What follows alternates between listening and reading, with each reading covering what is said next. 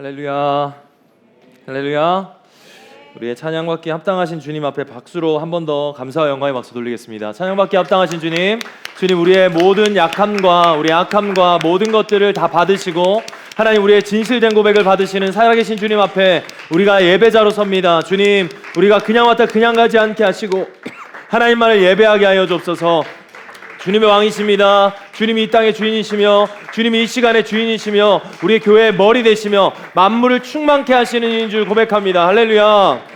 아멘. 할렐루야. 아멘. 살아계신 하나님을 찬양합니다. 우리 하나님께서 우리의 예배를 기뻐 받으시는 줄 믿습니다. 여러분의 중심을 아시는 주님, 여러분의 중심을 원하시는 주님 앞에 중심 다한 예배로 주님 앞에 나아갈 수 있는 이 시간 되시기를 예수님 이름으로 축복합니다. 오늘 우리에게 주시는 하나님 말씀 앞으로 나갑시다. 오늘 우리에게 주신 하나님 말씀은 에베소서 2장 19절부터 22절의 말씀입니다. 에베소서 2장 19절부터 22절의 말씀. 에베소서 2장 19절부터 22절. 저 한 절 여러분 한 절 이렇게 읽도록 합시다. 읽겠습니다.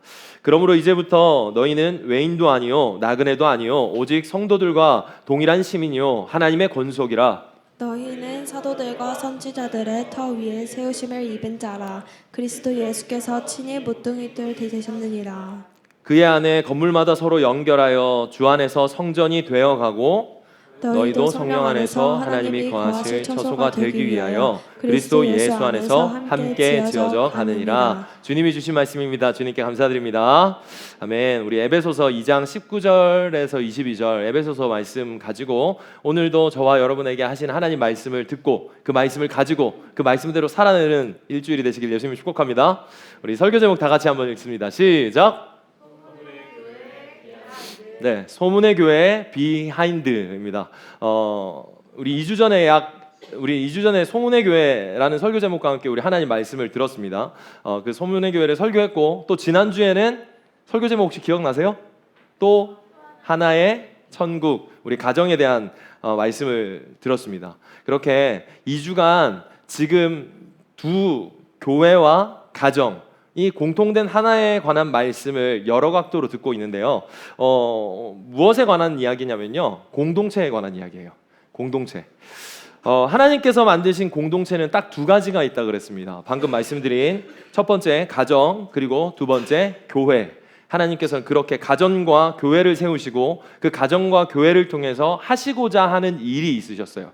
그리고 그렇게 우리를 세우셨음을 믿으시기를 예수님을 축복합니다. 이렇게 두 개의 공동체를 세우면서 하나님께서는요 공통된 뜻을 가지고 있습니다. 공통된 목표와 비전을 제시하고 계세요. 그 뜻이 무엇이냐면요, 다 같이 한번 읽어보세요. 시작. 네, 하나됨입니다. 하나됨. 하나됨의 뜻을 가지고는 우리가 가정으로 하나님께서는 부르시고 세우셨고 또 교회로 부르시고 세우셨어요. 창세기 2장 24절 말씀 한번 읽어주세요. 시작. 이러므로 남자가 부모를 떠나 그의 아내와 합하여 둘이 한 몸을 이룰지로다. 네, 남자가 부모를 떠나 그의 아내와 합하여 둘이 한 몸이 되게 하셨습니다. 자, 그리고요, 너희는 그리스도의 몸이요 지체의 각 부분이라. 그리스도의 몸인데 한 몸 된 우리가 각자의 지체의 포지션을 맡고 있다라고, 그 지체가 되어 있다라고 말하고 있습니다. 그리고 에베소서 2장 16절 말씀 읽어주세요. 한 몸으로 하나님과 화목하게 하려 하심이라. 원수된 것을 십자가로 소멸하시고. 네, 예수 그리스도의 십자가로 둘을 한 몸 되게 하셨어요. 그렇게 우리는 원수되었던 우리라서 주님 앞에 가까이 갈 수 없는 존재였지만, 죽을 수밖에 없는 존재였지만 예수 그리스도의 십자가, 날 대신하여 지신 그 저주받은 십자가에 저주당하신 예수 그리스도, 그 예수 그리스도 때문에 우리는 그 자리에 서지 않고 예수님과 화목되게 해서 둘이 한 몸이 됐고 우리가 한 몸이 되게 했다라는 거예요. 그러니까 하나님께서 가정과 교회를 세우시면서 하나됨의 뜻을 가지고는 그렇게 세우시고 우리를 부르셨다라는 거예요. 이 공통된 하나님을 통해서 뜻하신 바는 하나 되어 뭘 하려고 그러는 거냐면요, 따라합니다. 하나님 나라, 하나님의 나라를 맛보고 누리길 원하셨어요. 제가 공동체, 하나님께서 세우신 공동체의 형상의 특징을 2주간 계속 말씀드렸습니다. 하나님께서는요, 한 분 하나님으로 계셨어요. 한 분 하나님, 세 분이시면서 한 분 하나님으로 성부, 성자, 성령 하나님께서는요, 태초 전부터 관계성을 가지고 계셨고, 그렇게 그 관계성을 누리면서 충분하게 사셨는데, 사람을 만드시면서 그 관계성의 형상을 똑같이 주셨어요. 그래서 홀로 있는 게 좋지 않아서 관계성을 맺어서 같이 살아갈 수 있도록 해주셨습니다. 다시 말해서 같이 그냥 하나됨으로 살아가기를 원하셨다라는 거예요. 그러면서 뭘 하려고 하냐면요, 하나님 나라를 맛보아 알아가고 또 하나님 나라를 전할 수 있는 곳이 되어라라는 거예요. 뭘 통해서요? 가정과 교회를 통해서요. 그렇게 하나님께서는 그 비전을 가지고 꿈을 가지고 가정을 세우시고요, 또 교회를 세우셨습니다. 그것을 이 땅에 보여주는, 다시 말해서 이 땅에는 없지만 이 땅 가운데 살아가는 어떠한 단체가 있고 어떤 공동체가 있는데 그 공동체는 뭔가 다른 것 같아 라고 보여줄 수 있는 곳이 어디입니까? 가정과 교회라는 거예요. 하나님께서는 그 뜻하신 바대로 가정과 교회를 세우셨다라는 거예요. 그리고 한 가지 더 있어요. 그 한 가지 더, 한 몸이 완성됐다라고 했을까요? 아니면 완성이 되어 간다라고 했을까요? 어떻게 알았어요? 이룰지로다라고 했고요. 교회는 어떻게 했냐면 함께 지어져 간다라고 했어요. 한 말씀 읽어주세요. 창세기 2장 24절 시작. 이러므로 남자가 부모를 떠나 그의 아내와 합하여 둘이 한 몸을 이룰지로다 했죠. 제가 읽을게요. 너희도 성령 안에서 하나님이 거하실 처소가 되기 위하여 그리스도 예수 안에서 함께 지어져 간다라고 했어요. 완료됐어요? 진행형이에요. 계속해서 진행하고 있다라는 거예요. 그러니까 지금은 우리가 아직 오지 않은 완전한 하나님의 나라를 완전히 누리고 살아가진 않지만 반드시 이루어질 것을 믿고 또 그것의 어떠한 모형으로서 거기서 하나님께서 맛보아 알아가고 그것을 통해서 소망할 수 있는, 완전하진 않지만 완벽하진 않지만 그 완전하신 하나님을 향해서 나아가는, 그 완전하신 하나님과 있는 공동체를 지어져가고 이루어간다, 한 몸이 되어간다라고 말하는 거예요. 완벽할까요? 안 완벽할까요? 안 완벽해요. 여러분, 천국 하면 뭐가 떠오릅니까? 하나님 나라 하면 뭐가 떠오르세요? 뭐가 떠올라요? 딱 눈 감고 자 천국을 그려봅니다. 천국 어떤 거 떠오르십니까? 하얀색. 여러분이 들었던 말씀에서도 있을 거예요. 그죠? 성경 구절에 사자와 어린 양이 함께 뛰어노는 곳, 그렇게 모든 것들이 서로 통용되고 또 그 어떤 그 서로의 그 교통함과 서로의 사랑함이 끊어지지 않는 곳, 그렇게 세상에선 볼 수 없는 그 어떠한 모양이 있는 곳, 그것을 우리는 막연한 천국으로 설교를 들고 말씀을 통해서 알았고 그렇게 그림 그려져 있는 어떤 것이 있다라는 거예요. 이렇게 천국 하나님 나라를 생각하고 상상하면 이 상상하는 것은 잘못된 것은 아니에요. 바라는 이상이잖아요. 우리의 어떻게 보면 소망과 낭만 같은 거예요. 분명히 그 하나님 나라가 있고 우리가 소망하는 나라가 있다라는 것을 알고 우리는 그 나라가 임하길, 그리고 그 나라를 향해서 가길 우리는 계속 걸어가고 있는 중이라는 거예요. 그런데 교회 오면 이렇게 생각하면요, 지난주 그리고 지지난주에 뭐라고 그랬냐면 가정과 교회는 천국의 모형이라고 말씀드렸어요. 그죠? 그래서 교회에 오면 그 천국의 모형, 어떤 완전하진 않지만 거기서 맛볼 수 있는 천국의 모양을 조금 볼 수 있는 곳이 교회다라는 것들을 제가 말씀을 통해서 말씀드렸어요. 그리고 하나님의 뜻이 거기 있다고 했어요. 그런데 이렇게 생각하면 자, 교회 오면 다 괜찮고 어떻게 보면 사람들이 다 천사만 있고 다 평안하고 막 남녀노소가 그냥 희희락락 진짜 잘 놀고 우리 교회는 좀 그런 것 같긴 한데 아무튼 그런 일들만 있어야 될 것 같은데 그러냐고요. 그래요? 교회는 문제가 없습니까? 교회는 늘 평안합니까? 아니죠. 하하호호 웃음만 넘치진 않아요. 그럴 수는 있지만 그럴 확률이 좀 많긴 하지만 아닌 것도 많습니다. 싸움이 일어나는 것도 많고요. 어떤 문제 때문에 슬퍼하는 일들도 있어요. 그렇죠? 천국이라고 하면 내가 생각했을 때 그 천국의 모양으로 생각하면 교회에서는 그런 모양이 있으면 안 될 것 같은데 그런 모양이 있는 것 같다라는 거예요. 괜히 다투고 자기의 힘을 과시하고 선을 긋고 끼리끼리의 문화를 만들어내고 뭐 이런 일들이 막 벌어지는 것들에 대한 이거 내가 생각했을 때 아닌 것 같아, 교회에서 나타날 모습이 아닌 것 같다라는 그 어떤 충돌이 일어나는 때가 있다라는 거예요. 이렇게 하나님 나라를 진짜 일어나는 일인 것처럼 소망하고 있지만 실제로 일어나는 일에 대한, 다시 말해서 겉문으로 봤을 땐 소문으로 들은 그 교회 진짜 낙원 같은 곳이라고 말했지만 실제 왔더니 거기에는 뭐야, 숨겨져 있는 비하인드 이야기들이 이렇게 있네 라는 것들을 마주할 때가 있다라는 거예요. 숨겨진 이야기, 비하인드 스토리를 우리는 근데요 간과해서는 안 돼요. 뭐 해서는 안 된다고요? 간과해서는 안 돼요. 그러니까 우리가 소망하는 하나님 나라를 추구하고 갈망하고 소망하되 우리는 현실을 마주해야 된다고요. 뭐 해야 된다고요? 현실을 마주할 수 있어야 돼요. 우리는 막연한 이상, 진짜 뭐 어떻게 보면 판타지 같은 걸 가지고 있는지 몰라요. 아, 교회에 오면 이렇게 되겠지. 교회에 오면 모든 약자들을 그냥 우쭈쭈하면서 다 그냥 괜찮다 내가 하고 싶은 거 다 할 수 있겠지 라고 막연하게 그냥 이걸 간과하면서 그냥 그렇게 될 거라는 그 막연한 인생처럼 생각하고 있을 줄 모른다는 거예요. 찰리 채플린이 이런 말을 했습니다. 한번 읽어줄래요? 시작.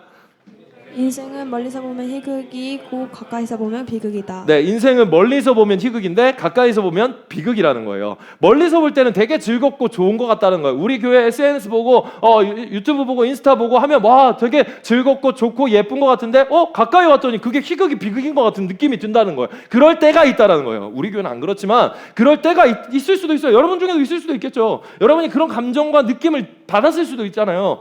나는 없다고 생각해요. 그런데 그럴 수 있다라고요. 그럴 때가 있을 수 있다는 거예요. 가까이서 봤는데 진짜로 비극이라는 거예요. 뭐야 이거? 겉이랑 속이랑 뭐가 다른 것 같은 느낌이네? 라는 느낌. 결혼 전에 육아를 생각하면요. 저는 그렇게 생각했습니다.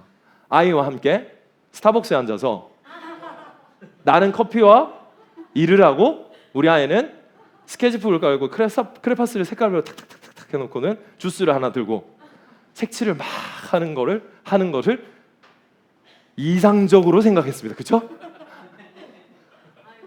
그렇게 이상적인, 그리고 오늘 저는 현실적인 엄마 아빠를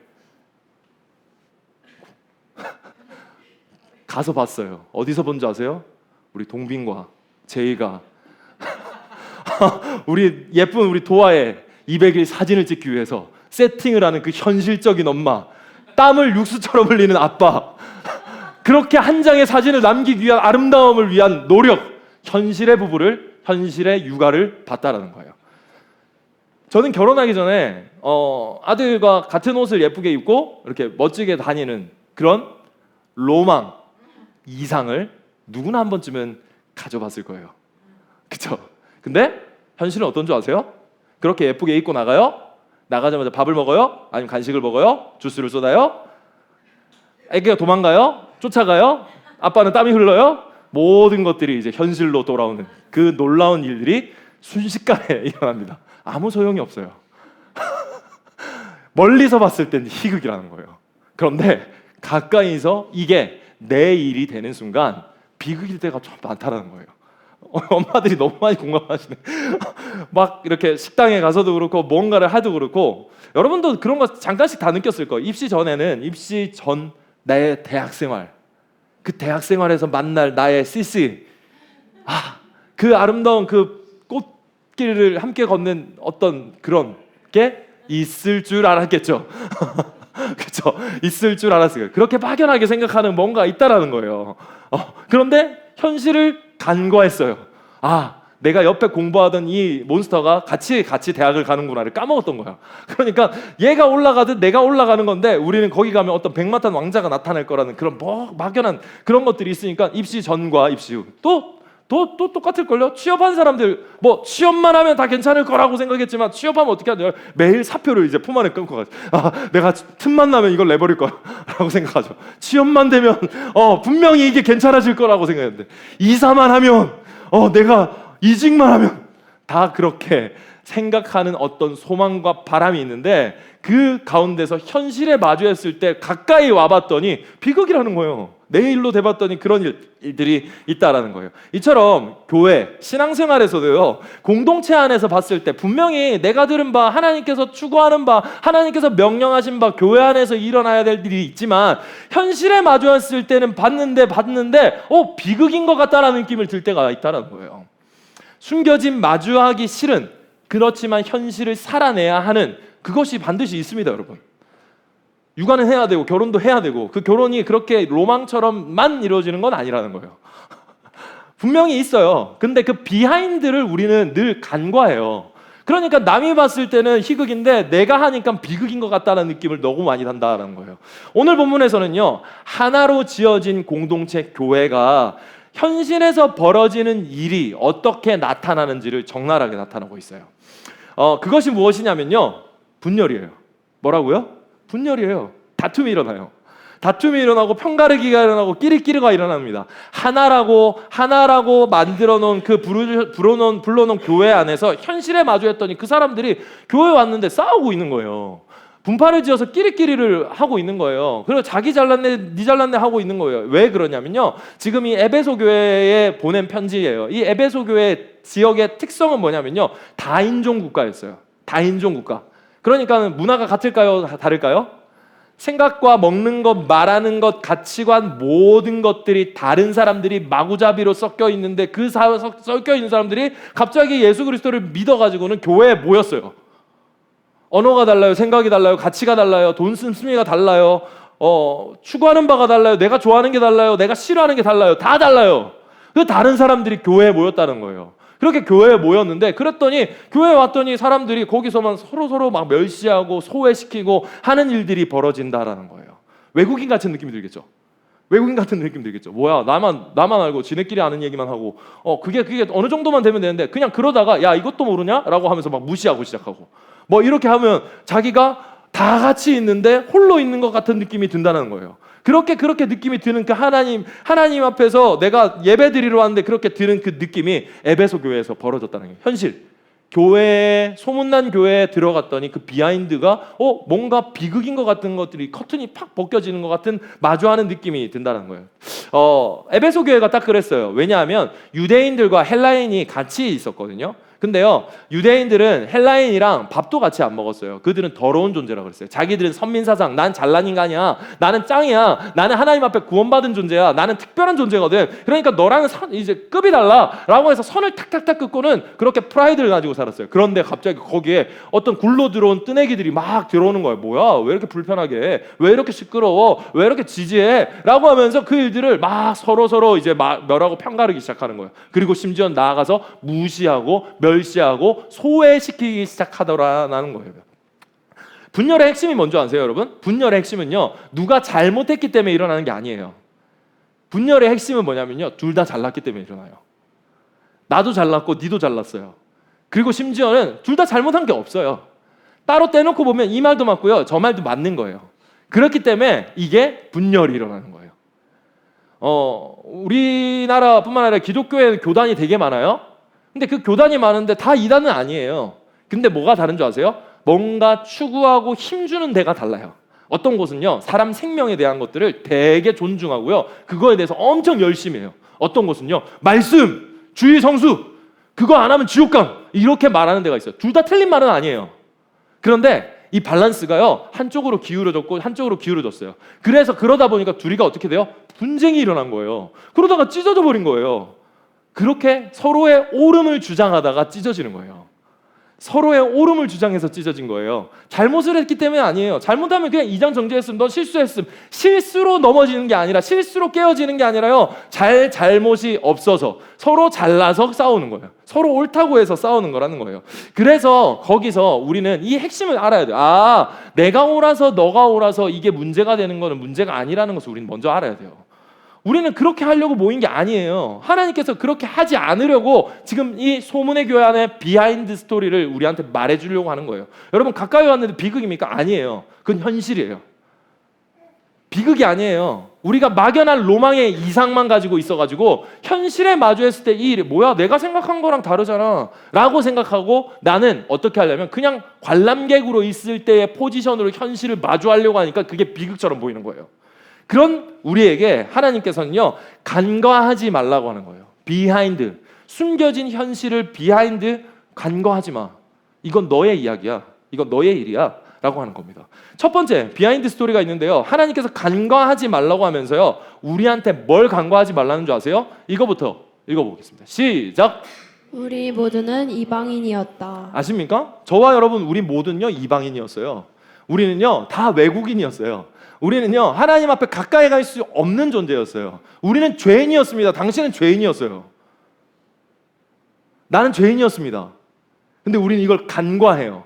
그러니까 현실에 와서 교회에 왔더니 죄인들이 계속 들어오는데 나는 죄인이었었는 것을 까먹어서는 이들을 멸시하고 무시하고 정죄하기 시작하는 거예요. 그런 교회가 에베소 교회였다라고 말하고 있어요. 그래서 뭐라고 말씀하냐면요. 2장 11절 말씀 시작. 그러므로 생각하라. 너희는 그때 육체로는 이방이요 손으로 육체를 행한 할례를 받은 무리라 칭하는 자들로부터 할례를 받지 않은 무리라 칭함을 받는 자들이라. 너희는 생각하라. 너희 기억하라. 너희 기억나니? 라고 하는 거예요. 뭘 기억해요? 너네가 선택받지 않은 존재라 가지고 너네 무시하고 멸시당했던 존재 알고 있어? 너네 그랬던 존재잖아. 너 그랬던 존재잖아. 제가 상담하면요, 자기 과거를 다 잃어버리고 누가 힘들게 한 것만 말하는 애들이 있어요. 야, 너도 그랬어. 나 그렇게 말해요. 그리고 뭐라는 줄 알아요? 나도 그랬잖아. 그럴 수 있지. 내가 맨날 그렇게 말해요. 야, 넌 더 했잖아, 임마. 관계가 있으니까. 저격하려고 너 이렇게 쏴가지고 죽여버리려고 하는 게 아니라, 야, 정신 차려. 우리도 그랬어. 우리 다 이방인이었잖아. 우리 다 똑같았잖아. 우린 더 했어. 난 더 했어. 라고 말하는 거예요. 이방인이었음을 기억하십시오. 우리는 모두 이방인이었습니다. 디도서에는 뭐라고 말씀하냐면요, 우리도 전에는 어리석은 자요, 순종하지 아니하는 자요, 속은 자요, 여러 가지 정욕과 행락에 종 노릇하는 자요, 악독과 투기를 일삼는 자요, 가증스러운 자요, 피차 미워하는 자였다. 내 이야기 아닙니까? 내 이야기잖아요. 지금도 그러고 있는지도 몰라요. 근데 우리는 이걸 생각 안 해요. 나는 이방인이었다고 생각 안 하는 거예요. 첫 번째 비하인드, 우리가 절대로 놓치지 않아야 되는 이야기가 있어요. 우리가 교회로서 공동체로서 살아가면서 하나님의 비전을 알아서 순종해 나가는 그 걸음 속에 절대로 잊지 말아야 되는 게 있어요. 우리 교회가 이제 3년 됐는데 30년이 될 때까지 절대로 잊지 말아야 될 게 있어요. 그건 뭐냐? 우리 모두는 이방인이었습니다. 우리 모두는 이방인이었어요. 죽을 수밖에 없는 존재였어요. 이걸 잃어버리면 안 돼요. 그럼 뭐라고 하는 줄 알아요? 저는 왜 거짓말하는 거야? 왜 저렇게 가증스럽게 여기는 거야? 왜 이렇게 게으른 거야? 라고 정죄하고 삿대질하고 손가락질하기 시작해요. 자기가 그렇게 할 자격이 없음에도 그렇게 하기 시작한다는 거예요. 여러분 기억하십시오. 우리 모두는 이방인이었습니다. 즉 우리는 죽을 죄인이었고 죽을 수밖에 없었던 죄인이었습니다. 근데 이 비하인드 스토리를 결코 잊어서는 안 된다고 하나님께서 말하고 있는 거예요. 여러분 기억하십니까? 여러분을 구원해 주신 그 하나님의 손길, 하나님의 은혜, 값없는 은혜, 지금도 살아계신 그 하나님의 손길, 그 하나님의 손길의 사랑, 그 사랑이 있어서 지금 저와 여러분은 이 자리에 있는 줄 믿으시길 예수님 축복합니다. 여러분 이걸 간과하면요, 우리 교회가 세상보다 더 악해져요. 세상보다 더 치졸해집니다. 더 나빠지는 거예요. 그렇기 때문에 절대 간과하지 말라고 이 비하인드를 말하고 있어요. 야, 너네들 있잖아. 겉으로 봤을 때 너네가 삐까뻔쩍해 보이고 너네가 이렇게 즐거워 보이고 너네가 행복해 보이는 그 가운데서도 절대 잊지 말아야 될 게 있단다. 너네가 하는 그 어떤 일들, 너가 지금 봉사하면서 사역하는 그 일들이 감사하고 감사하려면 뭘 간과하지 말아야 되는 줄 아니? 우리가 이방인이었다는 걸 잊지 말라요. 간과하지 않아야 되는 거예요. 비하인드 잊지 마십시오. 우리는 할례 받지 못한 자라고 손가락질 받았던 거야. 너 그리스도인 아니잖아. 너 지옥 갈 자식이었잖아. 라고 그렇게 손가락질 받던 자였어요. 그런데요, 거기서 두 번째 간과하지 말아야 될 비하인드 스토리 읽습니다. 시작. 이방인들이 하나가 되었다. 네, 그 이방인들이 하나가 되었어요. 그게 바로 교회입니다. 이방인들이 다 하나가 되었어요. 말씀 읽어주세요. 시작. 때는 전에 멀리 있던 너희가 그리스도 예수 안에서 그리스도의 피로 가까워졌느니라. 그는 우리의 화평이신지라. 아멘. 둘로 하나를 만드사 원수된 것 곧 중간에 막힌 담을 자기 육체로 허시고. 우리는 하나님과 멀리 있었어요. 내가 멀어지고 싶어서 먼 것도 아니에요. 내가 가기 싫어서 멀어진 게 아니야. 내가 가고 싶었지만 못 갔고요. 갈 수 없었던 존재였어요. 멀리 있었어요. 하나님과 멀리 있었는데 하나님께서 그걸 가깝게 하셨어요. 할렐루야. 그렇게 가깝게 하셨어요. 지옥이었는데요, 그 지옥을 천국으로 바꾸셨어요. 나의 지옥에 있는 그 모든 삶을 건지셔가지고 천국을 살게 옮겨놨어요. 어떤 이유도 없이요. 그렇게 그런 사람들을 모아서 뭐 했어요? 하나가 되게 했다는 거예요. 하나님과 첫 번째는 하나가 되게 하십니다. 하나님과 그렇게 가까워지게 하셨어요. 그러고 나서 두 번째, 그렇게 가까워진 하나님과 하나가 되죠. 뭐예요? 교회죠. 몸이에요. 그렇게 몸이 되게 하셨다라는 거예요. 에베소서 2장 16절 쉬운 성경에 보면요, 예수 그리스도는 십자가에 달려 죽으심으로 유대인과 이방인 사이에 가로막힌 미움의 벽을 허물어뜨렸었습니다. 유대인과 이방인 사이에, 그리스도인들과 그리스도인이 아닌 그 미움의 사이, 적대감의 사이에 미움의 벽을 무너뜨리셨습니다. 미움의 벽을 허물어뜨리셨습니다. 이 둘은 하나가 되게 함으로써 이 둘 모두 하나님과 화목하게 되기를 바랬습니다. 하나님과 화목되어서 함께 살아가기를 바라셨습니다. 그래서 그렇게 함으로뜨리셨어요. 뭘로요? 십자가의 죽으심으로요. 막혀서 절대로 갈 수 없고 가까워질 수 없는 당신과 내가 가까워졌다고요. 친분이 아니에요. 취미가 같아서가 아니에요. 추구미가 같아서가 아니에요. 예수 그리스도 때문에 가까워진 거예요. 우린 이방인이었어요. 그리고 이방인들이 하나가 되게 하셨어요. 우리는 이 비하인드를 절대 잊지 말아야 돼요. 여러분들의 어떤 생각과 여러분들의 말과 여러분들의 어떤 기억에 절대로 간과하지 않아야 되는 비하인드 스토리, 바로 이겁니다. 내가 이방인이었다. 나를 건지셨다. 그리고 이방인을 하나가 되게 하셨다. 하나님과 가까이 있게 하셨다. 이걸 뭐라 그래요? 은혜라고 하는 거예요. 미움과 시기와 경쟁과 편가르기, 갈라치기, 서로의 옳음을 주장하는 줄달리기, 이 모든 벽을 하나님께서는 자신의 몸을 내어주심으로써 허물어뜨리셨어요. 한 지체가 될 수 있었던 단 하나는 이유는 예수 그리스도입니다. 아멘이십니까? 우리가 하나 될 수 있는 이유, 교회가 존립할 수 있는 이유는 시스템이 아니에요. 어떤 돈의 능력도 재물도 아니에요. 뭔가의 달란트가 아니에요. 예수 그리스도입니다. 아멘? 사람이 많고 적음이 아니에요. 예수 그리스도예요. 그 예수 그리스도가 없으면요, 모든 것들은 무너져요. 그렇게 우리는 예수 그리스도로 연결되어서 만들어져 있어요. 에베소서 2장 19절에서 21절 말씀에 그러므로 이제부터 너희는 외인도 아니고 외국인도 아니고 나그네도 아니고 오직 성도들과 동일한 시민이고 하나님의 권속이라. 너희는 사도들과 선지자들의 터 위에 세우심을 입은 자라. 그리스도 예수께서 친히 모퉁이 돌이 되셨느니라. 그 안에서 건물마다 서로 연결하여 주 안에서 성전이 되어 간다 라고 하고 있어요. 멀리 떨어져 있었어요. 가까이 올 수가 없었어요. 그렇게 혼자 있고 고립되어 있고 외롭고 공허했던 우리가 교회가 되게 하셨습니다. 그렇게 교회가 되게 하셨는데요, 지금 이 말씀에 비유를 통해서 하나님께서 어떤 비유의 특성과 성질을 말해주고 있어요. 우리는 이젠 뭐다 세 가지를 이야기하고 있어요. 첫 번째, 두 번째, 세 번째 거 한번 찾아볼래요? 뭔가요? 첫 번째 시민인, 두 번째 하나님의 권속, 그 다음에 마지막이 뭘까요? 네, 성전, 건물입니다. 이렇게 세 개를 하나님께서는요, 시민, 권속은 가족이에요. 그리고 건물입니다. 이방인이었던, 나그네였던, 외국인이었던 우리에게 하나됨으로 표현하는 게 이게 시민, 가족, 건물인데 이걸 왜 점점점 이걸로 만들었는가라고 생각해 보면 그래요. 시민끼리 가까워요? 가족끼리 가까워요? 가족끼리 더 가깝겠죠. 옆에 앉는 아저씨랑 나랑 가까운 게 아니라 우리 가족이랑 더 가깝잖아요. 근데 봐봐요. 가족보다 건물은 더 가깝습니다. 건물은 떼질 수가 없어요. 그렇죠? 건물은 같이 연결되어 있어요. 가족은 떨어지고 움직일 수 있어요. 근데 지금 여기서 비유하고자 하는 건 뭐냐면요, 더욱 가까워지고 더욱 가까워져서 또 뭐예요? 성질 하나됨을 말하고 있는 거예요. 하나 되었다. 너네는 점점 그렇게 하나 되어 가야 된다. 너네는 그렇게 하나 되어감을 잊지 않아야 된다. 그렇게 하나됨으로 예수 그리스도로 하나됨이 너희의 모습이다라고 말하고 있는 거예요. 이 세 가지 비유가 점점 어떠하고 있다는 것은 그림처럼 우리에게 보여주고 있는 거예요. 시민보다 가족이, 그리고 가족보다 건물이 더 가까워지고 있는 거예요. 여러분, 친밀도는요, 교회의 친밀도는요, 점점 가까워진다는 건 하나님과 가까워지고 사람들끼리 가까워진다는 거예요. 불 켜주세요. 교회에서 잘 자라간다는 것은 서로 친밀도가 늘어간다는 거예요. 여러분, 교회는요, 자라가는 거예요. 아까 그랬죠? 지어져 간다, 이어져 가고 이루어져 간다는 거예요. 무슨 말이에요? 성장해 간다는 거예요. 성숙해 간다는 거예요. 그 성숙하고 성장해 가는데 뭐가 있을까요? 충돌이 있어요. 친밀해지다 보면요, 충돌이 있어요. 부부가 되면 안 싸울 것 같아요? 한 몸이 되었으니까 이제 안 싸웁니까? 이루어 간다는 건 뭐예요? 찌지고 볶고를 한다는 거예요. 너와 내가 다르다는 걸 만나서 이제 경험하기 시작한다는 거예요.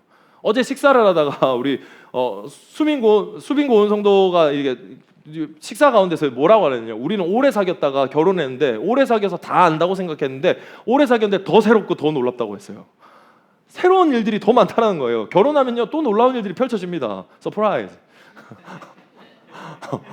달라요. 다르다고요. 날마다 달라요. 날마다 새로워요. 그렇죠. 사람이 어떻게 내가 아는 바가 전부겠어요? 하나님께서 만들어 놓은 그 인간이라는 존재가 어떻게 내가 아는 바로 그렇게 정의할 수 있겠어요? 그러니까 그게 다 발견되어지고 알아가는 거예요. 그러니까 어떻게 와우 이렇게도 할 수 있구나 라는 것들이 내 생각과 내 가치관과 다르다는 걸 이렇게 마주하기 시작하죠. 그게 부부에게만 있어요? 아니에요. 교회도 있는 거예요. 내가 평생을 아기 때부터 자라가지고 교회에서 같이 자라온 친구가 있는데 뭐야 얘 갑자기 이렇게 오타쿠가 돼 있네? 나는 몰랐던 모습이야. 이런 것들. 얘가 이런 걸 좋아한다고? 아 뭐야 얘는 이런 거에 돈을 쓴다고? 뭐야? 라고 하는 일들이 벌어진다는 거예요. 왜요? 평생 그럴 거예요. 이렇게 함께 지어져가고 이루어져가고 함께 나아간다는 거예요. 뭐가 생긴다고요? 충돌이 생긴다는 거예요. 근데 여기서 절대 빠지지 않아야 되는 것, 빠지선 안 되는 게 있는데 그게 바로 모퉁이 돌이에요. 예수께서 친히 뭐가 되셨다고요?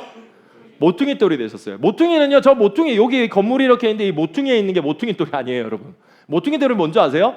여기서 누가 저를 밀어요. 그리고 여기서 누가 저를 밀어요. 이렇게 저를 미니까 여기에 지탱이 되겠죠? 모든 하중이 저한테 오는 거예요. 그렇죠? 건물에 이렇게 다리가 있는데 그 다리 가운데에 있는 제가 모퉁이 돌이 되는 거예요. 포지션상. 그럼 여기선 준혁이가 이렇게 밀어요. 여기서는 관영이가 이렇게 미는 거예요. 점점. 이렇게 하다 보니까 이렇게 되는 거예요. 근데 제가 여기서 이렇게 쑥 빠지면 어떻게 될까요? 모든 게 무너지겠죠. 이게 세상이 만든 공동체예요. 세상에는요, 자기가 만들어 놓은 돈, 취미, 어떤 가치관, 그걸로 이렇게 공동체를 만들어요. 그게 바로 바벨탑입니다. 자기의 뜻을 위하여 우리가 우리의 탑을 쌓기 시작하는 게 바로 세상에서도 하나됨을 추구하면서 바라는 공동체예요. 근데 그들이 어떻게 무너져요? 자기의 가치관과 틀어지면 그냥 바로 무너지는 거예요. 그러니까 우리는 인간들이 아무리 100명, 1000명, 10,000명이 모여도요, 거기에 모퉁이 돌 대신 예수 그리스도가 없으면 어떻게 돼요? 순식간에 사라지는 거예요. 순식간에. 여기서 연결되어 있는데 이걸 턱 빼면 와르르 무너질 수밖에 없는 거예요. 당장에 티가 안 나는 것 같죠? 우리가 가까워지려면요, 예수 그리스도와 가까워져야 돼요. 믿으십니까? 다시 말해서 우리는 예수 그리스도를 나의 구주로 고백하는 그 고백에 있는 사람들로 모여 있어야 된다는 거예요. 여러분 예수 믿으십시오. 예수 그리스도를 믿으십시오. 그분만이 여러분들의 구원자시고 도움이십니다. 그 고백이 있는 사람들끼리 친밀해지고 가까워지는 게 교회예요. 이게 없이 교회에 사람들이 많아지고 어떤 능력자가 오고 돈 많은 사람이 오고 저는 별로 원하지 않아요. 그건 건강하지 않아요. 하나님 바라는 게 아니에요. 그건 교회가 아니에요. 하나님께서는 이렇게 묶여져 있는 우리를 마주하게 한다라는 거예요. 소문의 교회에 이렇게 보이지 않지만 현실적인 이 가까이서 봤을 때는 비극적인 일들이 나한테 마주왔을 때 우리는 여기서 해야 할 일이 있어요. 해야 할 일이 뭔지 아세요? 읽어보세요. 시작. 네, 회피하지 마십시오. 회피하지 마세요. 교회를 소비하지 마세요. 여러분 교회 소비자가 아니라 여러분 교회 예배자입니다. 여러분 교회예요. 관중이 되지 마십시오. 현실을 마주하세요. 청지기가 되어야 됩니다. 주인의식, 책임의식을 가지셔야 돼요. 왜냐하면 콜링처치는 오준혁 교회가 아니기 때문입니다. 모퉁이 돌 대신 예수 그리스도로 한 몸 되어서 이어진 교회예요. 그렇게 예수 그리스도를 의지하며 온전히 의지하는 사람들이 모여서 이게 그라운드가 넓어지면 넓어지고 그대로 건강하면 건강하게 서 있는 거예요. 실제적으로 이걸 말씀드려 볼게요. 현실을 마주하라, 직면하라. 다시 말하면 당신의 자원, 당신에게 주신 자원을 하나님 앞에 쓰기를 마다하지 마십시오. 드리셔야 됩니다. 돈 내라는 말인가요? 돈도 내세요. 근데 그 말만 하는 게 아니에요. 여러분의 시간, 여러분의 재능, 여러분의 물질, 그 모든 것들은 주님이 주신 거예요. 그 주신 걸로 여러분이 사랑하는 교회, 여러분이 사랑하는 교회를 마주했을 때 보이는 문제, 비극 같아 보이는 것, 이 부분에 있어서 내가 뭔가 거슬리고 힘들고 불편해 라고 하는 걸 피하지 말라는 거예요. 불편하니까 난 도망가야겠어. 나는 여기 다른 교회 가서 서치해가지고 여기 교회 가야겠어 라고 하라는 게 아니에요. 물론 교회를 옮길 수 있는 이유가 있습니다. 이사를 해서도 있고요. 뭔가 진짜로 말도 안 되는 어떤 당과 분파가 있어서 교회가 건강하지 못해서 나와야 돼. 왜? 내 영혼이 그늘져니까 나가야 될 것 같은 거예요. 그건 나와라고 해요, 저도. 근데 그 말이 아니라 이거 봤는데 내가 봤을 때 이 부분은 내가 보이고 내가 신경 쓰이고 내가 해야 되는 부분이라고 불편함을 느끼면 불평불만하고 현실을 마주하세요. 당신이 해야 될 일입니다. 당신 교회잖아요. 당신이 교회잖아요. 그렇게 우리는 함께 지어져 가는 거예요. 함께. 가족이 아닌데 가족이 되는 놀라운 사건을 뭐라고 하는 건지 아세요?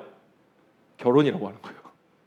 결혼 말고는 그게 없어요. 가족이 아니에요. 근데 가족이 돼버렸어요. 뭘로요? 둘이 한 몸 되게 하신 결혼으로 갑자기 가족이 됩니다. 그렇게 해서 등본에 내 이름 밑에 제 아내 이름이 들어와요. 진짜 신기한 거예요. 평생을 다르게 살았다가 만났는데 와우, 가족이 됐어요. 그 벌거벗었으나 부끄럽지 아니에요. 진짜요. 그렇게 가족이 된 걸로 이렇게 하면 아까도 말했지만 뭐가 부딪히는지 아세요? 처음에 부부들이 물질관이 부딪혀요. 물질관이 부딪혀요. 뭐야? 나는 별로 레저 같은 걸 좋아하지 않는데 내 남편이 갑자기 돈을 쓰기 시작하는데 자전거를 사는데 막 몇백만 원을 쓰는 거예요. 그리고 심지어는 게임돌이야. 게임돌이라 가지고 막 아이템을 사는데 막 매주 막 10만 원씩 긁어.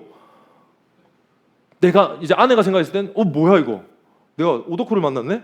이거 어떡하지? 이런 일들로 충돌이 일어나기 시작한다는 거예요. 물질관이 충돌돼요. 당연한 겁니다. 왜냐하면 다르게 살았기 때문에. 그러면요, 여러분 여기서 현실을 마주한다는 건 어떤 걸까요? 싸우는 거예요. 대화하는 겁니다. 피하는 게 아니에요. 근데 이거를 극단적으로 말해볼까요? 뭐야 얘 이상하네? 알고 봤더니 이상하네? 이혼하는 거예요. 그럼 어떻게 될까요? 진짜 사랑을 맛보고 사랑이 자라가지 못하죠. 정말 사랑이 어떤 건지를 모르고 그냥 그렇게 끝나버려요. 현실을 마주하세요. 교회로 다시 돌아옵시다. 교회도 마찬가지입니다. 봐봐요. 내가 헌금을 했어요. 내가 어떤 봉사를 했어요. 근데 갑자기 교회 당회장이라는 분이 갑자기 교회에서 갑자기 선교비라고 100만 원을 어디 교회에 보내준다는 거예요. 뭐야, 내가 헌금해서 열심히 했더니 우리 교회에서 어떤 보이는 우리끼리 좋은 어떤 행사를 했으면 좋겠는데 갑자기 당회장 나예요. 당회장이 갑자기 발표를 하는 거예요. 우리 다음 주에 어디 선교 가시는 분한테 100만 원을 이렇게 씁시다. 불편한 거예요. 그럼 어떻게 돼요? 뭐야, 이게 싫어. 피하는 거예요. 그렇게 피하다 보면 어떻게 돼요? 자라지 못하게 됩니다. 성장하지 못하게 돼요. 하나님을 맛보아 알아갈 수가 없게 되는 거예요. 그래서 어떻게 해요? 요즘에 전부 다 어떻게 해요? 교회를 그렇게 소비하죠. 시중에 있는 어떤 이렇게 백화점 찾듯이 찾아가지고 와 여기 좋더라 저기 좋더라 막 소비하기 시작하는 거예요. 그렇게 하니까 결국 어떻게 해요? 나는 나이가 들어가고 나는 청년부에 됐다가 어느새 장년이 되려고 하는데 어디 갈 데가 없이 막 이렇게 난 자라지 못하는 꼰대가 되어 있는 현실을 마주하게 되기 시작하는 거예요. 진짜 무서운 거예요. 제일 무서운 거는요, 여러분 나이가 먹어가고 자라가는데 나는 자라지 않는 일이 제일 무서운 겁니다. 성장하지 못하고 성숙하지 못하는 게 얼마나 무서운 건지 아세요? 왜 그렇게 되냐면요, 현실을 피해서 그래요. 그 저도 그렇고 제 아내도 그렇고 우리 청년들한테 현실적인 얘기 겁내 하잖아요. 아니 정신 차려 아니야. 해야 돼. 원래 그런 거야. 정신 차려. 너무 이상적인 것만 가지고 있는 그 로망들을 제가 이제 산산이 부숴주죠. 예수 그리스도의 십자가를 못 박아야 된다고. 근데 이거는 모두에게 적용되는 겁니다. 교회 안에서도 마찬가지예요. 우리가 그럼 피할 일이 아니에요. 같이 공동체로서 함께 지어져 가면서 함께 섬기고 함께 기도하고 함께 물질을 내어놓고 그것을 어떤 하나님의 뜻을 이루는 바에 대해서 헌신하고 하는 일들을 함께 하는 거예요. 피할 게 아닙니다. 여러분 취향에 맞는 교회는 이 세상에 없어요. 없어요, 여러분.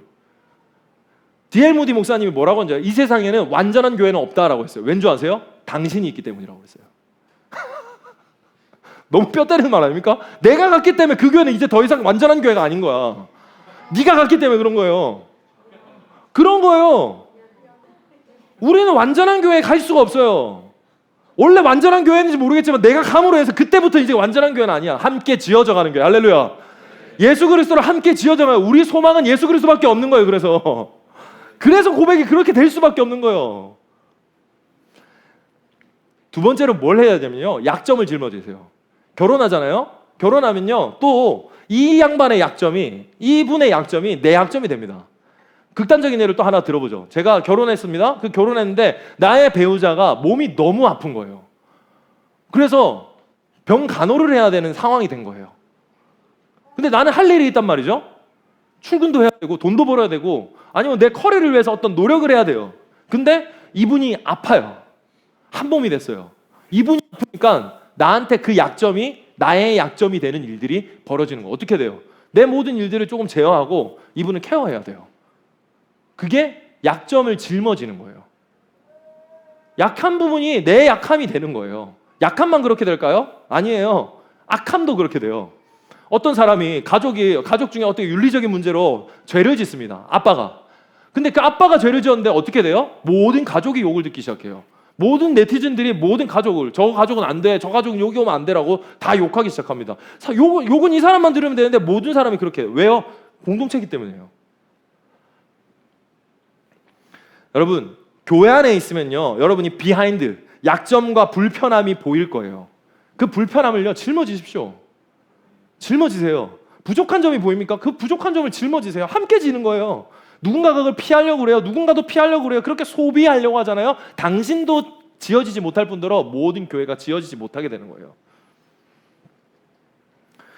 기독교인이 아닌 사람은 소비할 수 있어요. 예수 그리스도를 아직 모르는 사람이 이 자리에 있다면 그럴 수 있어요. 그렇게 많이 소비하십시오. 많이 받으세요.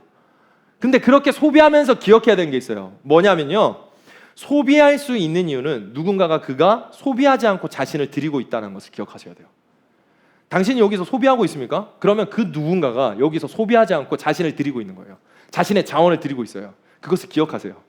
그리고 그걸 기억하다가 내가 이방인이었을 때 누군가가 날 위해서 소비하지 않고 자신을 드렸다는 것을 기억하고 내가 이방인이었음을 알아갈 때 그것을 다시 하는 거예요. 누구 왔을 때? 새로운 이방인이 왔을 때요. 자신을 드리십시오. 그렇게 약점을 서로 짊어지는 거예요. 그게 공동체예요. 함께 지어져 가는 거예요. 아름다운 허니문만 있을 수는 없어요, 여러분.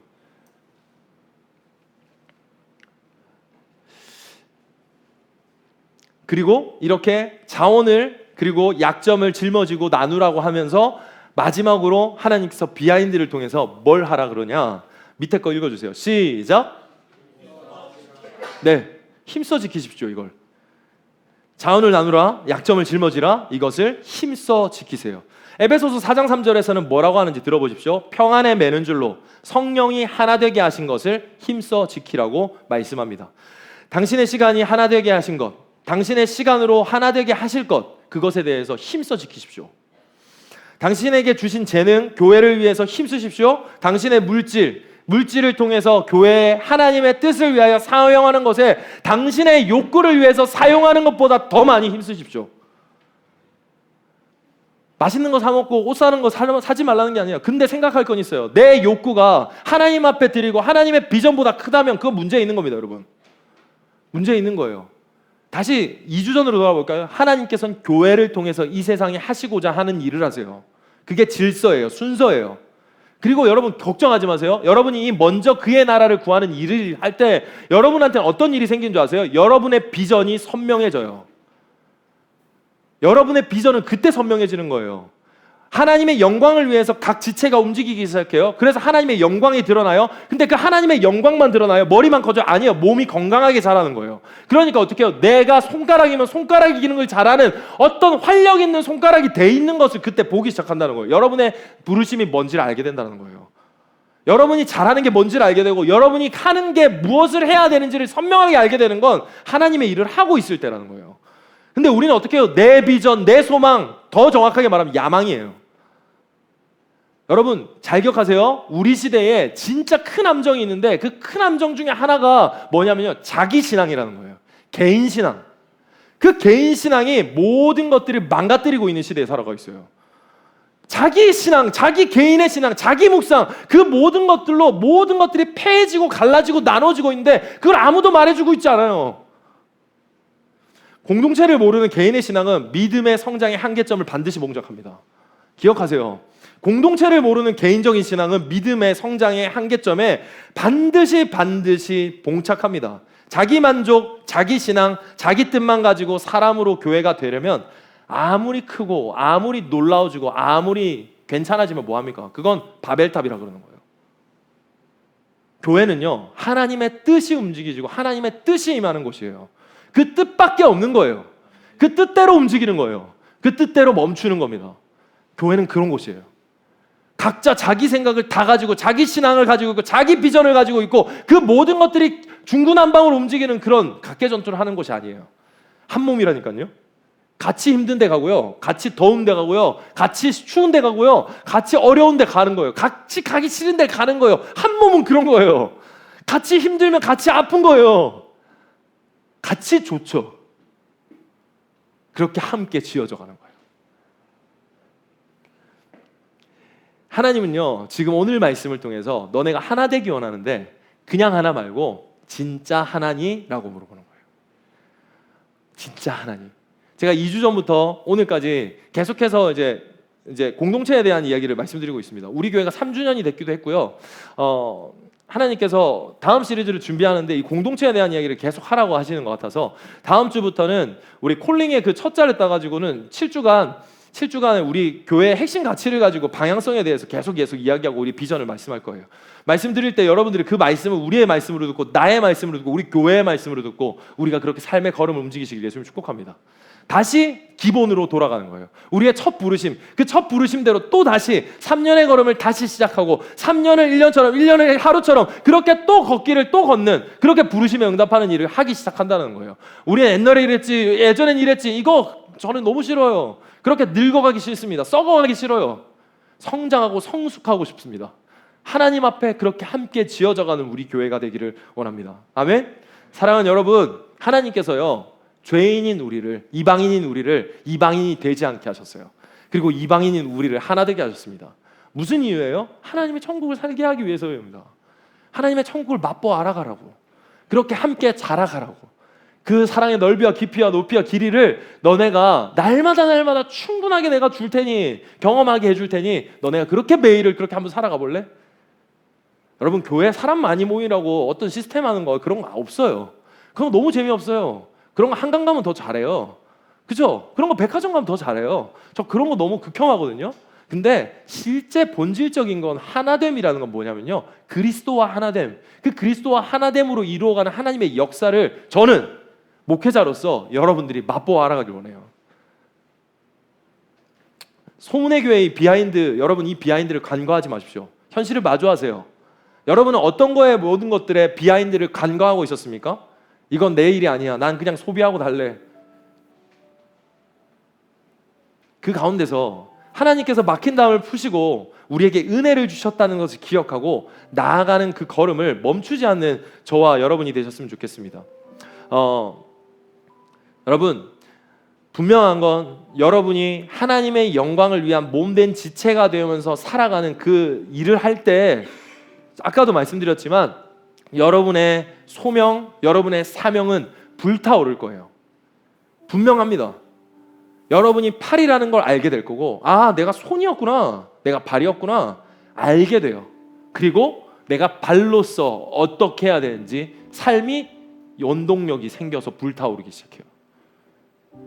그래서 내가 뭘 하는지 알게 되는 거예요. 직업에 소명이 생겨요. 돈을 버는 목적이 생긴다고요. 그 현실을 마주할 힘이 생겨요. 삶이 사이클이 돌아가기 시작하죠. 힘들어도 어려워도 아파도 하기 싫어도 뭔가 뭐를 해야 될 그 명분에 불타는 마음이 그때 타오르기 시작해요. 그걸 우리는 사명이라고 하는 거예요. 그래도 하지, 그래도 할 수 있지, 그래도 하게 하시지. 그게 하나님의 놀라운 일이에요.